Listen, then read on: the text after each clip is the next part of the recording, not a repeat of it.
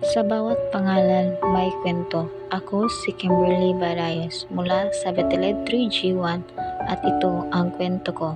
Lumaki akong may simpleng pangarap ang maging mabuting estudyante at tao. Isa sa aking lakas ay ang kreatibidad, ang kakayahang mag-isip ng bago, makaharap ng paaraan kahit mahirap ang sitwasyon.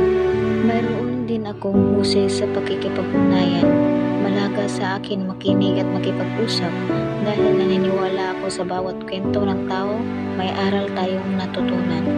At higit sa lahat, dala ko ang determinasyon, ang lakas ng loob na bumabangon kahit ilang ulit mang madapa. Ngunit sa likod ng aking mga lakas, may kahinaan din ako. Isa na rito ang procrastination, ang ugaling minsan ay nagdadala sa akin sa pagmamadali at paghihinayang. May mga pagkakataon din akong sobrang critical sa aking sarili. Kahit may nagawa na akong tama, nagdududa pa rin ako kung sapat na ba ito. Pero gaya ng isang tauhan sa kwento, alam ko ang bawat kahinaan ay bahagi ng paglalakbay. Unti-unting natututo akong ayusin ang oras at yakapin ang sarili kahit hindi perpekto.